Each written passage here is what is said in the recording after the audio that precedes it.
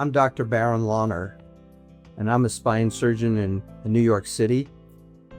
I've had the privilege and honor of practicing for over 3 decades now, and my practice is focused on the treatment of children, adolescents, adults with scoliosis, kyphosis, and related spinal conditions. I have learned a lot of lessons over my 3 decades of practice, and I'd like to discuss that with you today. I've really learned a lot from my patients, from the thousands of surgeries I've performed, and also from the non-surgical treatment of patients and talking to families and their children, their siblings, their spouses, their loved ones.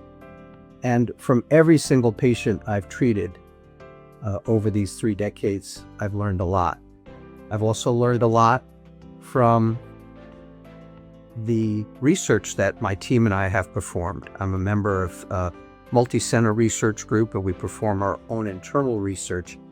And what has driven that research is really the desire to improve outcomes for patients, to have the best possible outcomes, both by improving procedures that exist and helping to create new procedures. For example, over the past decade, my team and I have been performing non-fusion vertebral body tethering, also known as anterior scoliosis correction procedures, where we are lessening the amount or minimizing fusion of the spine. And we're finding where the best spots are for that technique, what are the best indications for that approach. And sometimes we mix and match.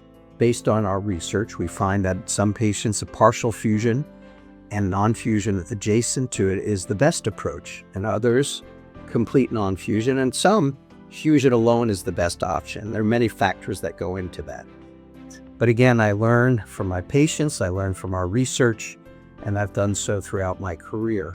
And, also in my practice, I've had the honor and privilege of traveling to other countries. We've done outreach to centers in Africa and Ghana, for example, and Accra, where I've done 7 mission trips where we've treated the most severe scoliosis and spinal curvatures.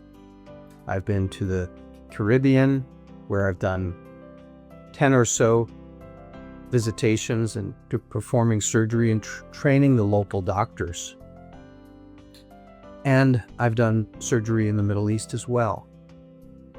And all the time, the goal being to help the patient, to help the family, and to teach the local doctors to be able to provide some of these advanced operations for their patients. I have really gained a principle recently from patients that I've spoken to. And I really try to get to know the patient, the families, what their needs and goals are, their aspirations. And I think I come to my practice as a family man. My first role in life, really, a good family man, as a father, as a husband, a son, a brother, a friend. And I take that to my patients in the way I counsel families, the recommendations for procedures or non-surgical treatment, how I go about that surgery and the aftermath of the surgery, in which we have to follow the patients closely and watch them, observe them, help them through the process. I think I do that as a family person. And so really my motto is to treat patients and their families as if they're my own family. And what I offer them is what I would offer for my own family, and of course, friends. And I think what is important to patients and families nowadays is different from individual to individual. We embark in a shared decision-making process in which not all solutions are right for every patient. We may have two similar patients in terms of their scoliosis, for example, but they may want different approaches. And so I think we spend a lot of time. So my approach to patients is to spend a lot of time offering choice and guidance and letting us discuss thoroughly what is known in terms of the results of this particular procedure, what is not known, maybe we don't have long-term follow-up, for example, and what the advantages and disadvantages are, and in comparison to other procedures. And so that's how we go about it. The concept I learned from patients recently in a podcast that I was involved in, which we had patients, former patients who are professional dancers.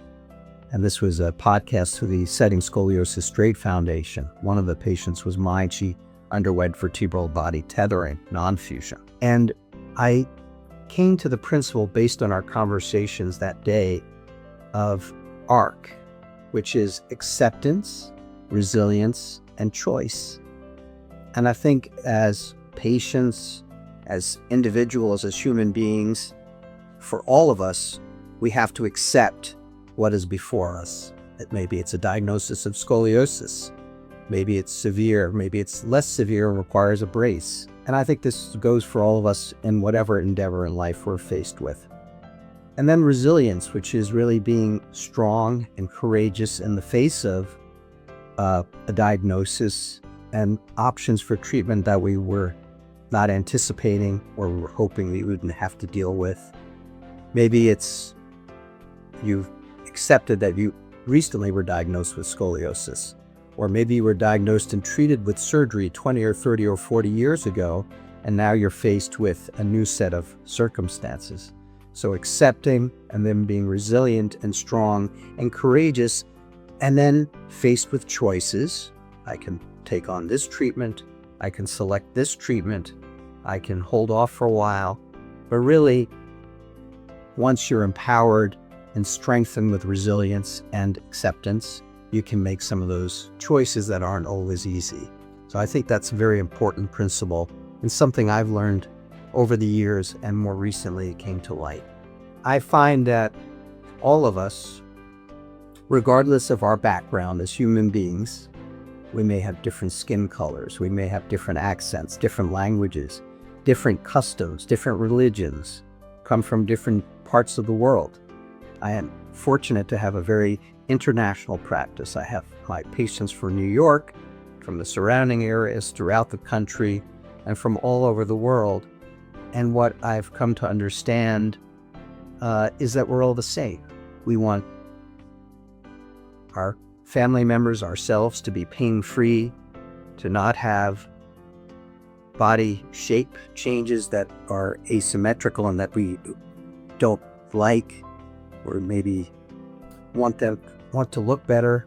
We want our children and our loved ones to be free from fear, to have a good life, and to live well throughout that life.